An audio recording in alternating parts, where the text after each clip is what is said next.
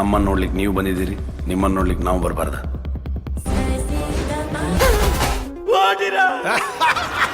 ಏಯ್, ಯಾಕ ನಗುದು?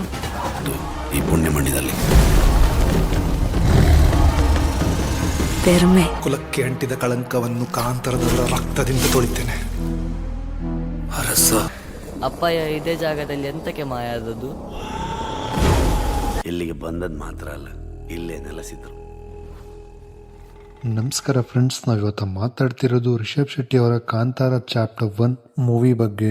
ಈ ಒಂದು ಮೂವಿ 2025ರಲ್ಲಿ ರಿಲೀಸ್ ಆಗಿರುವಂತಹ ಮಹಾಕಾವ್ಯ ಪೌರಾಣಿಕ ಆಕ್ಷನ್ ಚಲನಚಿತ್ರವಾಗಿದ್ದು, ಈ ಒಂದು ಚಲನಚಿತ್ರವನ್ನು ರಿಷಬ್ ಶೆಟ್ಟಿ ಅವರು ಬರೆದು ನಿರ್ದೇಶಿಸಿದ್ದಾರೆ ಮತ್ತು ಹೊಂಬಾಳೆ ಫಿಲ್ಮ್ಸ್ ಅಡಿಯಲ್ಲಿ ವಿಜಯ್ ಕಿರಗಂದೂರು ಮತ್ತು ಚಲುವೇಗೌಡ ನಿರ್ಮಿಸಿದ್ದಾರೆ. ಮತ್ತು ಈ ಒಂದು ಚಲನಚಿತ್ರದಲ್ಲಿ ರಿಷಬ್ ಶೆಟ್ಟಿ ಜೊತೆಗೆ ಜಯರಾಮ್, ರುಕ್ಮಿಣಿ ವಸಂತ್ ಮತ್ತು ಗುಲ್ಶನ್ ದೇವಾಯ ಅವರು ಈ ಒಂದು ಚಲನಚಿತ್ರದಲ್ಲಿ ನಟಿಸಿದ್ದಾರೆ. 2022ರ ಚಲನಚಿತ್ರ ಕಾಂತಾರದ ಪೂರ್ವಭಾವಿಯಾಗಿ ಕಥೆಯು ಮೊದಲ ಚಲನಚಿತ್ರದಲ್ಲಿ ಪರಿಚಯಿಸಲಾದ ಸಂಪ್ರದಾಯ ಮತ್ತು ಪೂರ್ವಜರ ಸಂಘರ್ಷಗಳ ಮೂಲಕ ಆಳವಾಗಿ ಪರಿಶೀಲಿಸುತ್ತದೆ. ಈ ಒಂದು ಚಲನಚಿತ್ರವನ್ನು ಪೂರ್ವ ಕರಾವಳಿ ಕರ್ನಾಟಕದಲ್ಲಿ ನಡೆಯುವ ಈ ಒಂದು ಚಲನಚಿತ್ರದ ಪೂರ್ವಭಾವಿ ಭಾಗವು ಪ್ರಾದೇಶಿಕ ಜಾನಪದ ಮತ್ತು ದೈವತ್ವವನ್ನು ಪ್ರಕೃತಿಯೊಂದಿಗೆ ಮನುಷ್ಯನ ಸಂಬಂಧವನ್ನು ಅನ್ವೇಷಿಸುವ ನಿರೂಪಣೆಯಲ್ಲಿ ಸಂಯೋಜಿಸಲಾಗುತ್ತದೆ.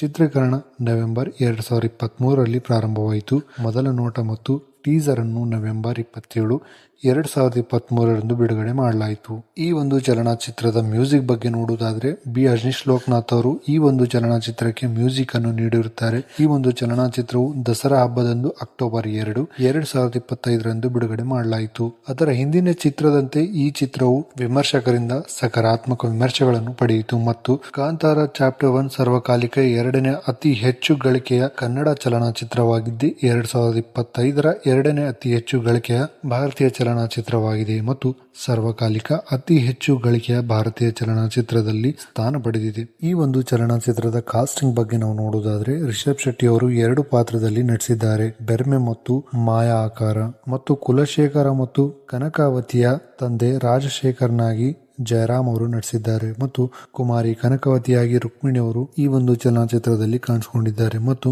ಗುಲ್ಶನ್ ದೇವಯ್ಯ, ಶೈಲೇಂದ್ರ, ಪ್ರಮೋದ್ ಶೆಟ್ಟಿ, ನವೀನ್ ಡಿ ಪಾಟೀಲ್, ರಾಕೇಶ್ ಪೂಜಾರಿ, ಪ್ರಕಾಶ್ ತುಮಿನಾಡ್, ದೀಪಕ್ ರಾಯ್ ಪಣಾಜೆ, ಹರಿಪ್ರಶಾಂತ್ ಎಂಜೆ ಇನ್ನು ಅನೇಕ ನಟರು ಈ ಒಂದು ಚಲನಚಿತ್ರದಲ್ಲಿ ಕಾಣಿಸಿಕೊಂಡಿದ್ದಾರೆ. ಸೊ ಯಾರೆಲ್ಲ ಈ ಒಂದು ಚಲನಚಿತ್ರವನ್ನು ನೋಡಿದ್ದೀರಾ, ಮೂವಿ ಹೇಗನ್ನಿಸ್ತು ಅನ್ನೋದನ್ನ ಕಾಮೆಂಟ್ ಅಲ್ಲಿ ತಪ್ಪದೆ ತಿಳಿಸಿ. ನೀವೇನಾದ್ರೂ ಈ ಚಾನೆಲ್ಗೆ ಹೊಸದಾಗಿದ್ರೆ ವಿಡಿಯೋನ ಲೈಕ್ ಮಾಡಿಕೊಂಡು ಚಾನೆಲ್ನ ಸಬ್ಸ್ಕ್ರೈಬ್ ಮಾಡಿ. ಸಿಗೋಣ ನೆಕ್ಸ್ಟ್ ವಿಡಿಯೋದಲ್ಲಿ. Thank you.